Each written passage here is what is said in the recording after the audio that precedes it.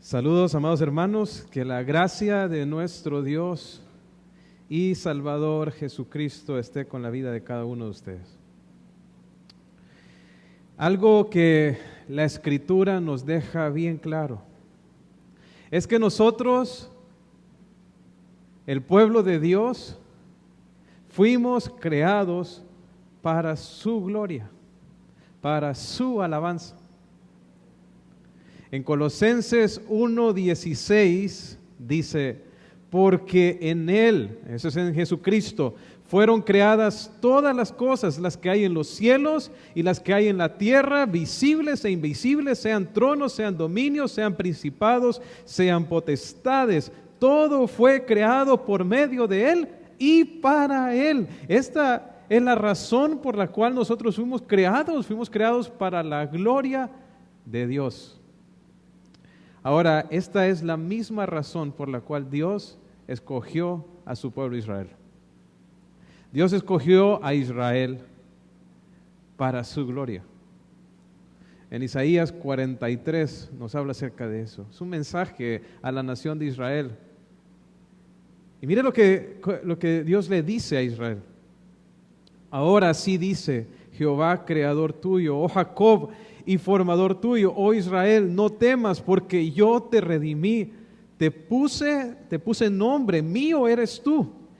Y en el versículo 6 dice, diré al norte, de acá y al sur, no te detengas, trae de lejos mis hijos y mis hijas de los confines de la tierra, porque Israel iba a ser, dice, dispersado por el mundo. Y mira lo que dice el 7, todos los llamados de mi nombre, para gloria mía, los he creado, los formé y los hice. ¿Para qué escogió Dios a Israel? ¿Para qué lo creó? Para su gloria, para gloria mía, dice. Los he creado. Ahora, sin embargo, quiero decirles que Israel no vivió para este propósito. No vivió para el propósito por el cual Dios le había escogido como pueblo. Al contrario, se entregaron a todo tipo de idolatría, adorando a dioses falsos y adorando a los seres celestiales, ofreciéndoles sacrificios, incluso de sus propios hijos. Por esta razón, Dios quebrantó a Israel y por eso los llevó en cautiverio, o los entregó, mejor dicho, al cautiverio por 70 años. Para disciplinarlos, para castigarlos por causa de su idolatría. Pero Dios, en su misericordia, prometió que al culminar los 70 años, Él los haría regresar a su tierra, lo cual, por supuesto, se cumplió. Y el primer grupo de retornados es la lista que estuvimos viendo la semana pasada en el capítulo 2 de Esdras, que regresaron a la tierra bajo el liderazgo de Zorobabel. Y no fue el único grupo de retornados, va a haber otro más adelante que lo vamos a ver allá en el capítulo 7 de Esdras, que estos vienen con Esdras. Y el tercer grupo son los que vienen con Nehemías, que lo vimos cuando estábamos estudiando ese libro. Entonces, tenemos a los israelitas regresando de un cautiverio al cual fueron entregados por causa de su idolatría. Entonces, ahora ellos están regresando de nuevo a su tierra por causa de la misericordia de Dios. Y ellos solo quieren hacer una cosa al regresar: adorar a su Dios. Adorar a su Dios. Adorar a su Dios en el lugar que ese Dios, que nuestro Dios, porque es el mismo Dios nuestro, había dicho que Él iba a poner su nombre y donde Él iba a ser enaltecido por la nación de Israel, que es el monte de Sión, la ciudad de Jerusalén, donde Salomón construyó el templo. Y por eso es que a los pocos meses de regresar los israelitas a la nación de Israel, Ellos se dispusieron a reconstruir el templo del Señor. Y que es lo que vamos a ver justamente en este capítulo 3 que vamos a estar desarrollando el día de hoy en el libro de Esdras. Sin embargo, antes de entrar en la lectura del pasaje, quisiera que me acompañaran para orar al Señor y que Él pueda guiarnos a través de su palabra y con su poder transformarnos. Vamos a orar. Señor, nuestro Dios, Padre Celestial, te alabamos y bendecimos tu nombre porque solo tú eres digno de recibir la gloria y el honor. Al igual que Israel, tú nos has hecho para tu gloria, nos has escogido, nos has salvado, nos has perdonado, nos has limpiado, nos has dado una nueva vida, todo, Señor, para que nosotros te glorifiquemos. Y queremos, Señor, disponernos este día a vivir una vida de entrega y adoración a ti, así como lo hicieron estos israelitas en este texto de Esdras capítulo 3. Obra en nuestros corazones. Te ruego que nos hables a través de tu palabra, que podamos adorarte en toda nuestra manera de vivir. En el nombre de Jesús. Amén. Entonces, como les dije, los judíos están regresando para reconstruir el templo, pero realmente en sí el punto de todo esto es la adoración a Dios. Ellos vienen a adorar a su Dios, y ellos van a reconstruir el lugar donde su Dios dijo que debía de ser adorado. Ese es el punto de todo esto, es adoración, es la adoración al Señor. Entonces, por eso he titulado la enseñanza del día de hoy, restaurando la adoración, porque eso es lo que ellos están haciendo. Y quiero invitarles a abrir sus Biblias e ir a Esdras capítulo 3, y vamos a comenzar ahí en el versículo 1. Mire lo que dice. Cuando llegó el mes séptimo, y estando los hijos de Israel ya establecidos en las ciudades, se juntó el pueblo como un solo hombre en Jerusalén.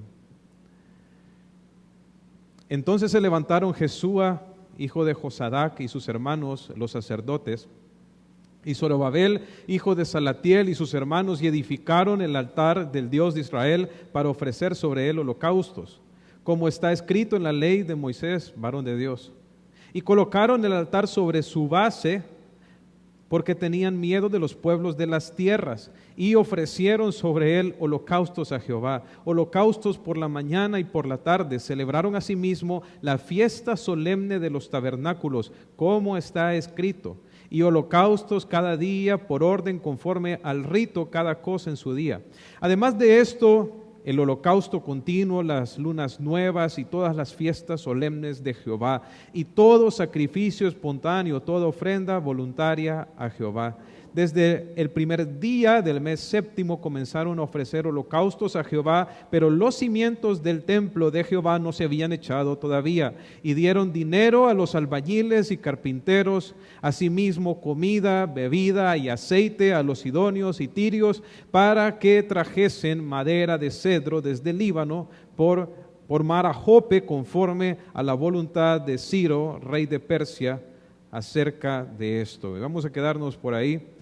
Y luego vamos a ver lo que resta más adelante. Ahora bien, vamos a ver el día de hoy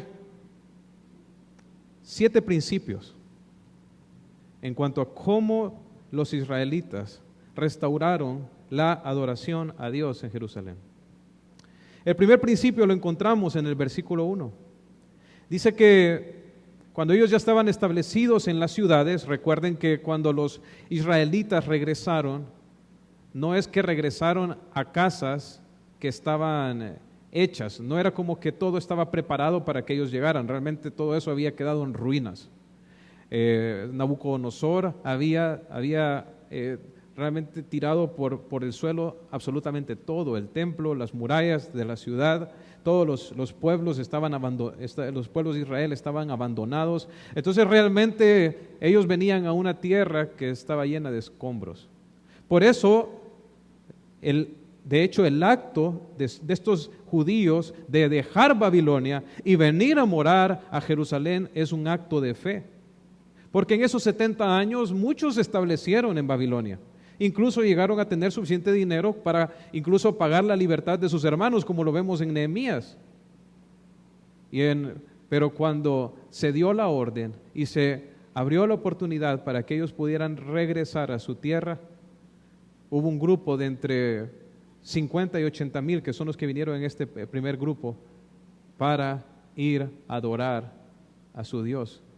Y se pueden imaginar lo que implicaba para ellos hacer ese viaje de 1500 kilómetros y llegar a morar en una tierra que estaba hecha trizas. Pero no les importó, porque el punto aquí no era su comodidad, el punto aquí era la alabanza de su Dios. Y ellos estaban dispuestos a hacer todo lo necesario para poder restaurar la adoración a Dios ahí en el monte de Sión, en Jerusalén. Entonces vemos que ellos llegan y cuando ya se logran establecer, dice que ellos en el 7º mes se juntaron se juntó el pueblo como un solo hombre en Jerusalén. Ellos se juntaron porque ellos iban a participar juntos de la reconstrucción y de la alabanza a su Dios ahí en Jerusalén. Y creo que nos está enseñando un principio ahí, es que la adoración a Dios no es solamente algo personal, sino que también es algo que hacemos en comunidad, algo que hacemos en unidad. Es por eso que hoy, en medio de todas las dificultades que se están enfrentando, estamos aquí este sábado y vinimos a este lugar a escuchar la palabra de Dios y a cantar alabanzas al Señor. ¿Por qué? Porque creemos lo mismo. Creemos de que Dios no solo es alabado en nuestros corazones individualmente, sino que también es exaltado cuando su pueblo se reúne. Y ciertamente a Israel se le pidió que se reunieran. De hecho, esto de que se reunieran todos juntos para adorar a Dios era parte de las convocaciones que Dios había establecido cuando dio estos mandatos allá en Levítico capítulo 23. Pero como sabemos, también a la iglesia se le han dado mandatos similares. Por ejemplo, en 1 Corintios 14, 26, mira lo que dice el apóstol Pablo: ¿qué hay pues, hermanos? Cuando os reunís, cada uno de vosotros tiene salmo, tiene doctrina, tiene lengua, tiene revelación, tiene interpretación. Hágase todo para edificación. Porque una característica de la iglesia era que también se reunía. Dice aquí que en este texto de Corintios, si os reunís, dice, ¿para qué se reúnen? Alguno tiene salmo, alguno tiene doctrina. ¿Para qué nos reunimos? Nos reunimos para alabar, nos reunimos para escuchar la instrucción de la palabra de Dios, nos reunimos para ejercer nuestros dones, para servirnos unos a otros. Nos unimos para adorar a nuestro Dios. Y eso es lo que vemos en los israelitas aquí, en este primer versículo de Esdras capítulo 3, los vemos a ellos juntándose como un solo hombre, están ahí unidos, están con una meta, están con un propósito. Si hay algo que Satanás siempre quiere destruir, es la unidad, hermanos. Pero cuando nosotros estamos enfocados en la voluntad de Dios y en su palabra, ¿a qué nos va a llevar eso? Nos va a llevar a la unidad. Y eso es lo que vemos aquí en este texto. Ahora, miren el segundo principio en el versículo 2. Dice: entonces se levantaron Jesúa, hijo de Josadac, y sus hermanos los sacerdotes, y Zorobabel, hijo de Salatiel, y sus hermanos, y edificaron el altar del Dios de Israel para ofrecer sobre él holocaustos, como está escrito en la ley de Moisés, varón de Dios. Aquí vemos dos personajes. Uno es Jesúa, que él era el sumo sacerdote, él era de la línea sacerdotal. Estamos viendo aquí las autoridades religiosas de la nación de Israel, porque dice Jesúa y sus hermanos, los sacerdotes, dice ahí. Pero también vemos a Zorobabel. ¿Y quién era Zorobabel? Era el gobernador. Estamos viendo a la autoridad civil y a la autoridad religiosa de la nación de Israel. ¿Y qué están haciendo ellos? Están juntándose para llevar adelante la obra de Dios. Nosotros estamos de acuerdo con que los pastores, los ministros deben de ser hombres entregados a Dios, ¿no es así? Pero a veces no esperamos lo mismo de nuestras autoridades civiles. Pero quiero decirles que a ambos va a llamar a Dios a cuentas. Tanto como aquellos que nos dirigen en la vida espiritual son responsables de vivir íntegramente y de llevar y de dar libertad para que se haga la obra de Dios, también deben hacerlo las autoridades civiles. Dios va a llamar a cuentas a las autoridades, a nuestro presidente, Dios lo va a llamar a cuentas. Y así como las autoridades religiosas deben servir a Dios, también deben hacerlo las autoridades civiles. Ahora aquí vemos dos hombres, vemos a Jesúa y vemos a Zorobabel, que son los líderes tanto civil y religioso de la nación, disponiéndose para trabajar en la obra. ¿Qué vemos aquí? Vemos el ejemplo. Dios, de hecho, más adelante le va a mandar un mensaje a Zorobabel para animarlo en la obra. Cuando Dios le dice a Zorobabel, ¿verdad? Que no es con fuerza, sino con mi espíritu. Estos eran hombres espirituales. Eran hombres que amaban a Dios. Tanto Jesúa como Zorobabel. Y aquí se pone en evidencia en el hecho en que ellos se disponen a ser ejemplo para la nación en cuanto a servicio al Señor. Hermanos, así es el liderazgo bíblico. El liderazgo bíblico es un liderazgo ejemplar. Seguro que hemos leído este pasaje en muchas ocasiones, pero vale la pena mencionarlo de nuevo. Cuando el apóstol Pedro está dando principios a los ancianos, a los pastores de cómo deben de ser, les dice él: apacentad la grey de Dios que está entre vosotros, cuidando de ella, no por fuerza, sino voluntariamente, no por ganancia deshonesta, sino con ánimo pronto, no como teniendo señorío sobre los que están a vuestro cuidado, sino siendo ejemplos de la grey. ¿Cómo quiere Dios que los pastores lleven adelante su liderazgo? Siendo ejemplo, ejemplo en la fe, ejemplo en conducta, ejemplo en sufrimientos, ejemplo en su vida entregada al Señor. Entonces, eso es lo que vemos aquí. Vemos que el pueblo está siendo guiado por un liderazgo espiritual que está poniendo el ejemplo. Una parte bien importante en la restauración de la adoración es tener guías espirituales que son ejemplo. Ahora bien, ¿qué más? Dice, miren qué fue lo primero que edificaron. O sea, ellos llegan y van a edificar el templo. ¿Y qué es lo primero que edifican? Bueno, no es en sí la estructura del templo. Miren lo que dice aquí, dice, y edificaron el altar del Dios de Israel. ¿Y qué se ofrecía en el altar? Se ofrecían holocaustos, se ofrecían los sacrificios, se ofrecían las ofrendas. Hermanos, ¿y a qué apuntaban todos los sacrificios y todas las ofrendas del Antiguo Testamento? ¿A quién apuntaban? Apuntaban al sacrificio del Señor Jesucristo. ¿Por qué Dios les dio a los israelitas el mandato de ofrecer sacrificios? Porque porque lo que Dios les estaba enseñando era que no había manera de que ellos se pudieran acercar a Él a no ser que sangre fuera derramada, a no ser que hubiera un sacrificio que se diera expiatorio, sustitutivo por sus pecados.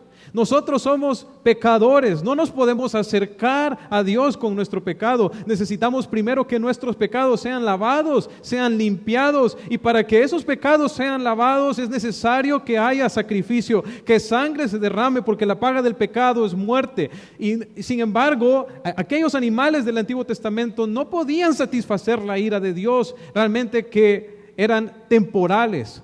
Y todos y se entregaban para apuntar a la venida de Jesucristo, que era el Cordero de Dios, que Él sí iba a quitar el pecado del mundo.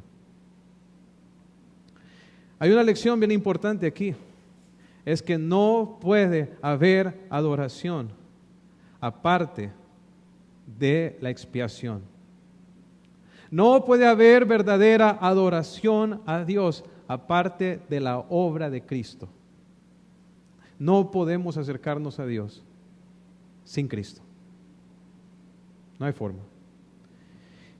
Y esta idea del altar no es algo que vemos que ocurrió hasta este momento. ¿Saben? Lo primero que hizo Noé cuando salió del arca, ¿saben qué fue? Hizo un altar. Génesis 8:20. Cuando Abraham llegó a la tierra prometida, ¿saben qué hizo? Hizo un altar, Génesis 22:9. Cuando los israelitas salieron de Egipto, liberados por Dios, Moisés edificó un altar, Éxodo 17:15. ¿Y saben qué hizo Jesús al morir en la cruz? Dice Hebreos 13:10, tenemos un altar del cual no tienen derecho a comer los que sirven al tabernáculo, porque los cuerpos de aquellos animales cuya sangre a causa del pecado es introducida en el santuario por el sumo sacerdote son quemados fuera del campamento, por lo cual también Jesús, para santificar al pueblo mediante su sangre, padeció fuera de la puerta. Nosotros nos hemos acercado a un altar superior al que estos israelitas reedificaron aquí en Jerusalén. Nos hemos acercado al altar donde fue sacrificado el Cordero de Dios, cuyo sacrificio iba a ser suficiente para que no fuera necesario otro sacrificio más. Ok, ahora bien, hay otro principio más que quisiera que notaran ahí en ese versículo 2. Dice que al final del versículo 2, que todo esto que ellos estaban haciendo, lo estaban haciendo como está escrito, ¿dónde?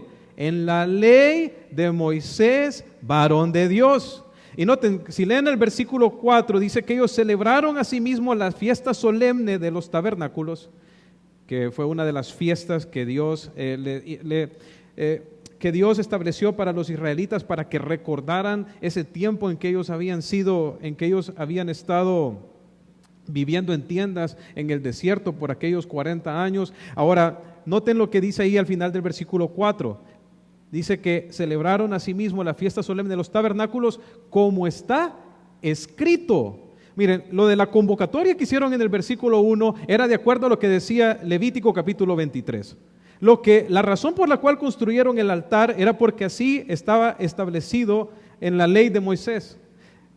La razón por la cual celebraron la fiesta de los tabernáculos y trajeron los diferentes sacrificios y las ofrendas es porque así estaba establecido en la ley. ¿Y qué nos muestra eso? Que toda la adoración que ellos estaban ofreciendo a Dios era en base a su palabra.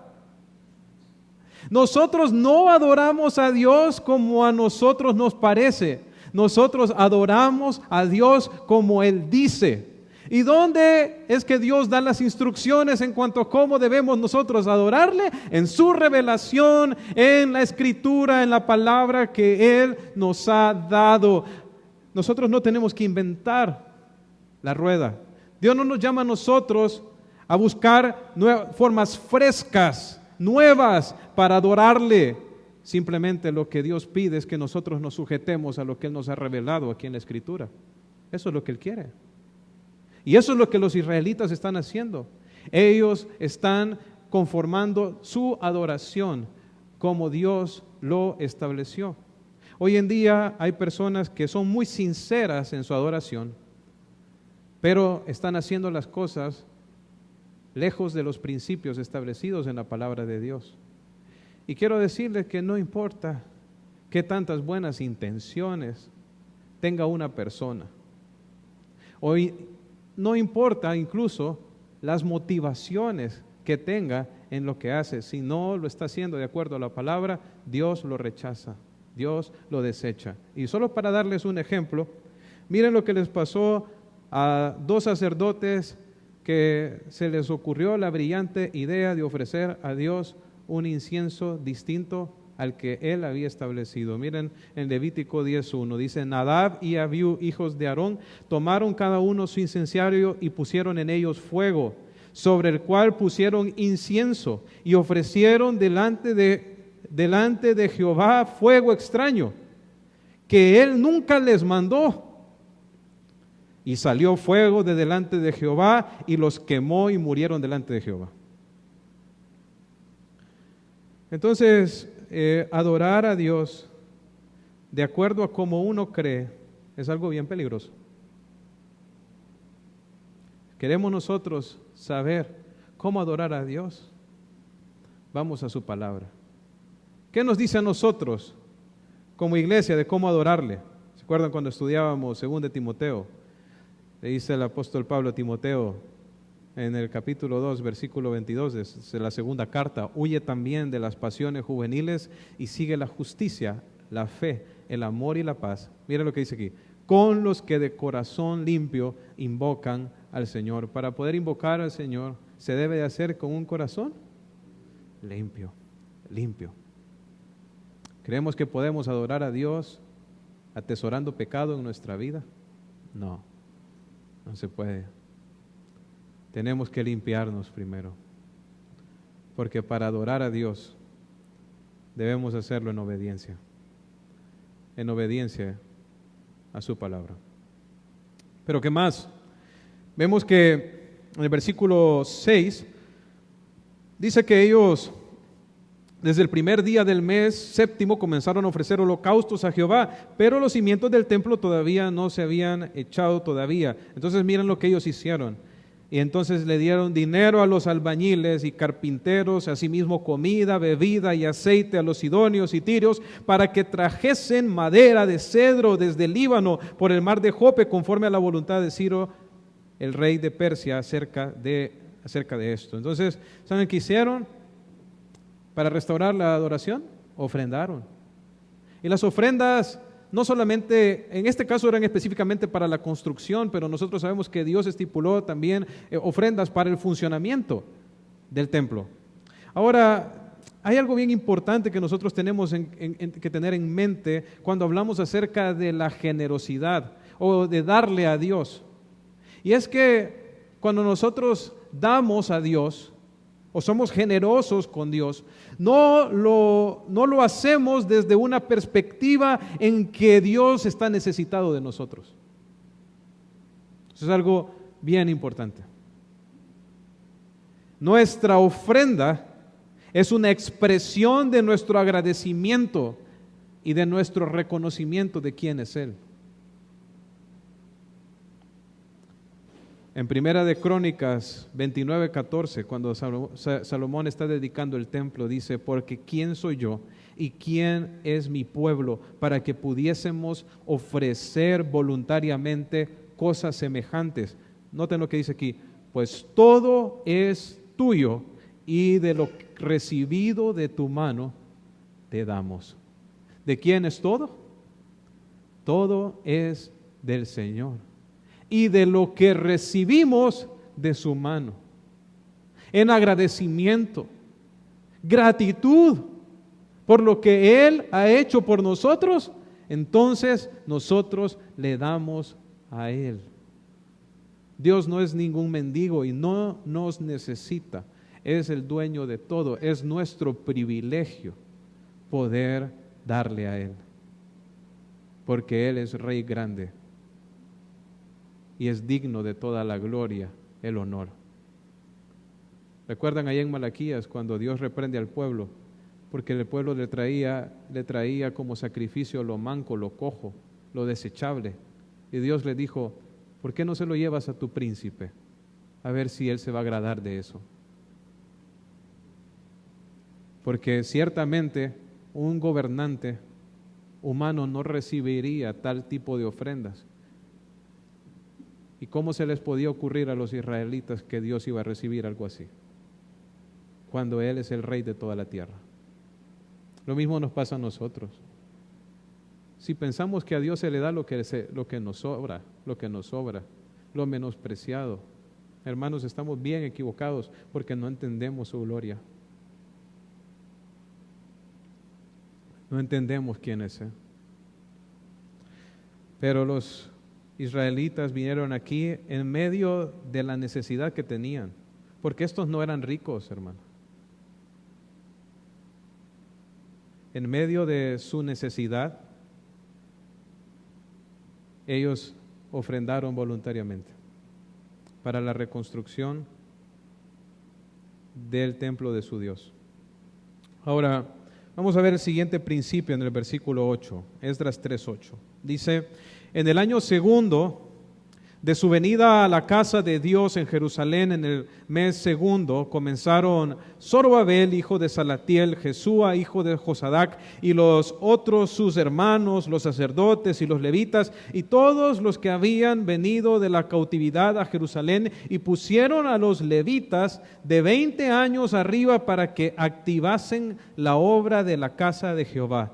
Jesúa también, sus hijos y sus hermanos, Cadmiel y sus hijos, hijos de Judá, como un solo hombre, asistían para activar a los que hacían la obra en la casa de Dios, junto con los hijos de Enadad, sus hijos y sus hermanos levitas. Y cuando los albañiles del templo de Jehová echaban los cimientos, pusieron a los sacerdotes vestidos de sus ropas y con trompetas, y a los levitas, hijos de Asaf, con címbalos, para que alabasen a Jehová según la ordenanza de David, rey de Israel. Y noten otra vez, ¿verdad? Esto es como un patrón que se ve a lo largo de todo este capítulo. Ellos están queriendo hacer todo de acuerdo a las ordenanzas establecidas en la palabra, ¿verdad? En base a lo que Moisés dijo. Incluso la madera que ellos estaban trayendo allá, que la estaban trayendo desde el Líbano, estaban ellos repitiendo el mismo patrón que utilizó Salomón. O sea, ellos estaban haciendo las cosas de acuerdo a la palabra. Ahora,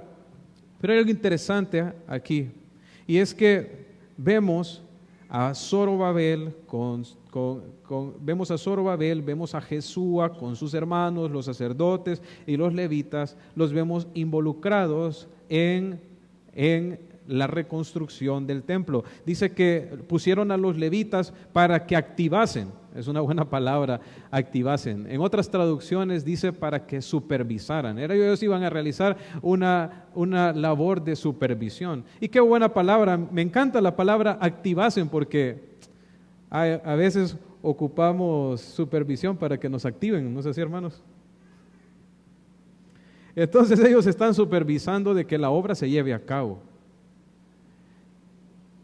Vemos que hay personas involucradas en el servicio, pero también hay otras personas, o directamente en el trabajo, como vemos a los albañiles que están trabajando, como otras personas supervisando, asegurándose de que la obra se lleve a cabo. Y es que en la restauración de la adoración a Dios es bien fundamental el servicio, pero un servicio ordenado, hermanos. Un servicio que da gloria a Dios. Un servicio donde se hace con diligencia, donde cada quien cumple su labor, y también donde cada quien sirve de acuerdo a la labor que Dios le ha otorgado. Eso es similar a lo que el pastor Héctor estuvo enseñando la semana pasada, ¿no es así? Conforme a los dones, conforme a las habilidades. Entonces vemos aquí que una parte fundamental de la adoración a Dios es un servicio ordenado. Ahora, pero hay algo interesante aquí, que se estaba reconstruyendo el templo y están poniendo a los levitas para que supervisen, pero hay alguien más que se involucra, y dice es Cadmiel y sus hijos, los hijos de Judá. Pero los hijos de Judá no eran de la familia de los sacerdotes. Pero ellos, aun cuando no eran de la familia de los sacerdotes, ellos querían participar. Y hermanos, yo creo que también nosotros debemos de estar dispuestos a participar de una u otra manera en la obra de Dios. Hemos hablado mucho acerca de servir. Y yo quiero hacerle esta pregunta para que usted se la responda en su corazón. ¿Está usted sirviendo al Señor? ¿Está involucrado en llevar adelante la obra de Dios? ¿Está compartiendo el Evangelio? Discipulando, aunque sea una persona, hermanos. Estamos sirviendo al Señor. Yo creo que tenemos que servirle ordenadamente, pero tenemos que empezar por servirle, ¿no es así? Y yo quiero animarles a servir al Señor, a participar en la obra. Ahora, vamos a ver el último punto, en el versículo 11 al versículo 13.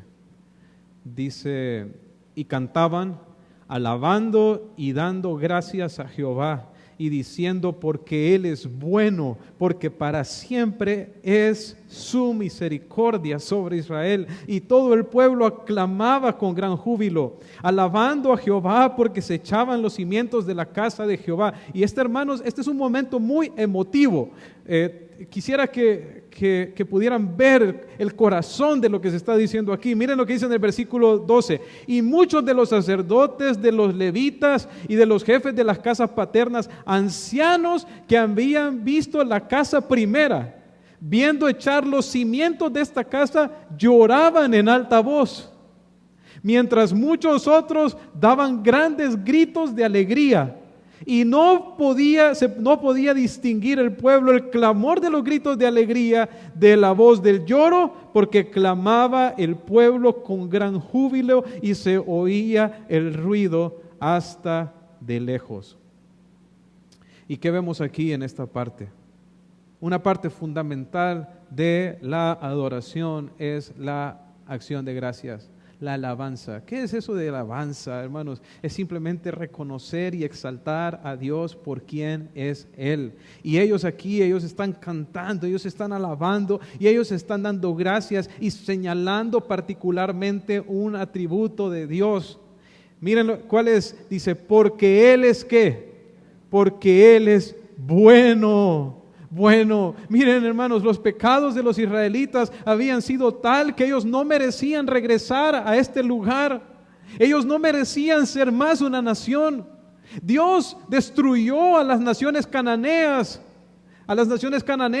donde después estableció a su pueblo Israel, pero no destruyó a Israel. No lo destruyó allá y ni aún lo ha destruido hoy, porque Él es fiel, porque Él es bueno y lo que Él ha prometido que va a cumplir, lo va a cumplir.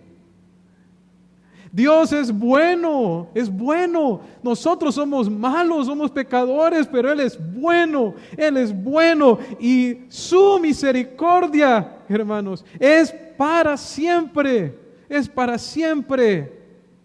¿En quién nos ha mostrado Dios su misericordia a nosotros? En Cristo. ¿Y hasta cuándo va a durar esa misericordia?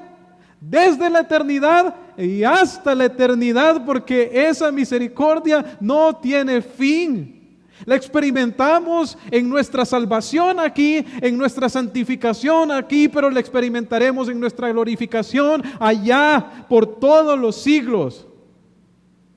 Así es la misericordia de Dios.